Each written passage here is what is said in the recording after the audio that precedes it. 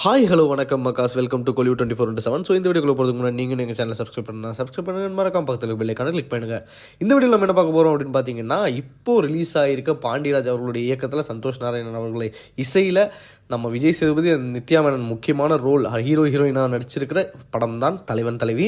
So இந்த படத்துக்கான எதிர்பார்ப்பு செம்ம ஹைப்பாக இருந்தது. ஏன் அப்படி சொல்கிறேன் அப்படின்னா, அவங்க ரிலீஸ் பண்ண பாடல்களாக இருக்கட்டும் எல்லாமே செம்ம ஹைப் உண்டு பண்ணிடுச்சு. ஸோ அந்த அளவுக்கு இந்த பொட்டலை முட்டாய் பாட்டெல்லாம் வந்து ரெகுலராக ஒரு லூப் மோடில் வந்து சந்தோஷ் நாராயணன் கேட்க வச்சுட்டு இருக்காரு.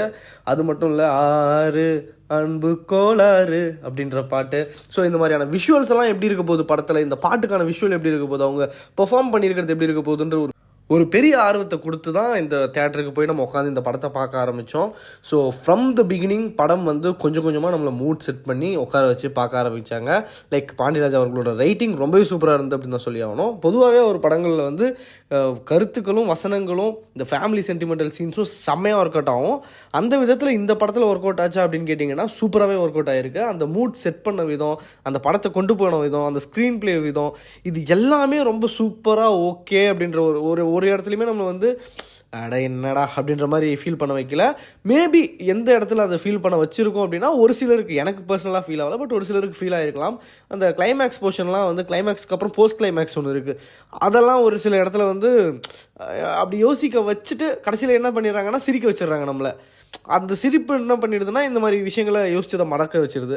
ஸோ இப்படி நம்ம சலிச்சு போகிறதுக்கு எந்த இடத்துக்குமே கொடுக்காம ப்ராப்பரான ஒரு ரைட்டிங்கில் இந்த படத்தை கொடுத்ததுக்கு பாண்டியராஜ் அவர்கள் தான் ஃபஸ்ட்டு நன்றி சொல்லணும். ஸோ நம்ம விஜய் சேதுபதியை வந்து இப்படி வந்து நம்ம ரொம்ப நாள் கழித்து பார்க்குறோம்.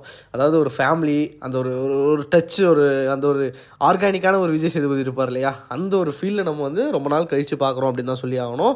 அந்த விதத்தில் அவர் நடிச்சிருந்த விதம் அப்பா அப்பா அப்பா அப்பா என்ன மனுஷன், என்ன ஆக்டிங்கு, என்ன அழகு.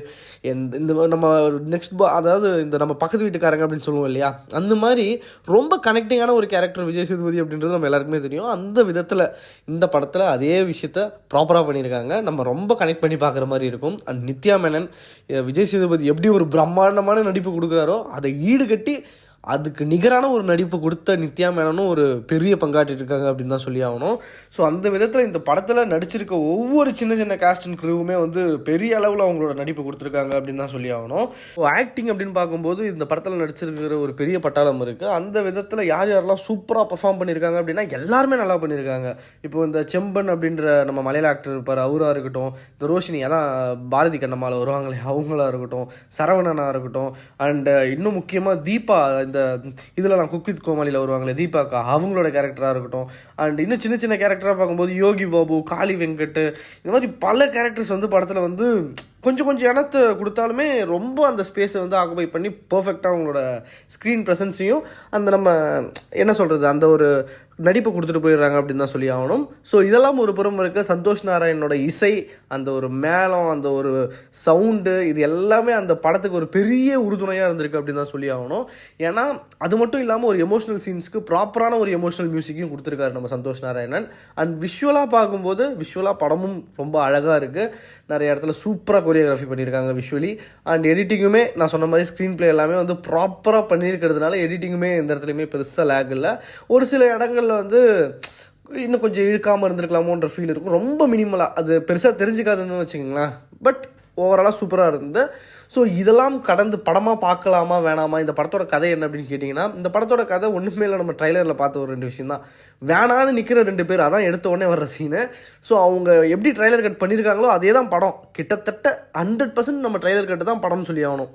ஏன்னா அப்படி நிற்கிறவங்க எதனால் வேணான்னு சொன்னாங்க, ஏன் வேணான்னு சொன்னாங்கன்ற ரீசன்ஸ் எல்லாம் சொல்கிறது தான் இந்த ஒட்டுமொத்த படமாக இருக்கும். அந்த ஒட்டுமொத்த விஷயமும் நம்மளை ரொம்ப சிரிக்க வச்சு, என்ஜாய் பண்ண வச்சு, சில இடத்துல ரொம்ப ஃபீல் பண்ண வச்சு, கோவப்பட வச்சு, இவ்வளோ எமோஷன்ஸை வந்து நமக்கு த்ரூ அவுட் த ஃபிலிம் நமக்கு கொடுத்துருக்காரு நம்ம பாண்டியராஜ் அவர்கள். ஃபர்ஸ்ட் ஆஃப் ஃபுல்லாக வந்து ஒரு செம காமெடியாக என்டர்டெய்னிங்காக விஜய் சேதுபதியாக இருக்கட்டும், நித்யா மேனனாக இருக்கட்டும், அதான் சொல்கிறேன் தீபாக்காவாக இருக்கட்டும், இவங்க கேரக்டர்லாம் வந்து செம்ம காமெடியாக அந்த ஒரு மூடே நம்மளை ஜாலியாக பார்த்துட்டு இருந்தாங்க. அண்ட் செகண்ட் ஹாஃபில் கொஞ்சமாக நம்மளை வந்து கொஞ்சமாக விதமாக அந்த பாண்டியராஜ் அவருடைய ட்ரீட்மெண்ட் பண்ண ஆரம்பித்தார். எமோஷ்னல் அப்படின்றது, அதுவும் ஃபேமிலி சென்டிமெண்ட் அப்படின்றது.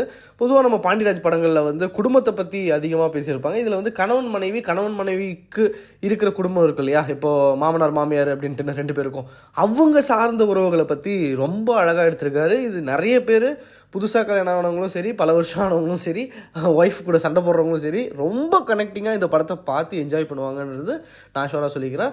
இந்த படம் கண்டிப்பாக நீங்கள் எல்லாம் தேட்டரில் போய் ரொம்ப என்ஜாய் பண்ணி ரொம்ப எமோஷ்னலாக வெளில வர்ற ஒரு படமாக இருக்கும். சந்தோஷமாக ஒரு ஆனந்த கண்ணீரோட கண்டிப்பாக இந்த படம் எல்லாருக்குமே பிடிக்கும் அப்படின்ற நம்பிக்கை இருக்குது. எனக்கு பர்சனலாக பிடிச்சிருக்கு. ஒருவேளை நீங்கள் படம் பார்த்துருந்தீங்கன்னா எப்படி இருக்குது அப்படின்றது கீழே கமெண்ட்ஸ் சொல்லுங்கள். ஸோ இது ஓகே, டேக் கேர், பாய்.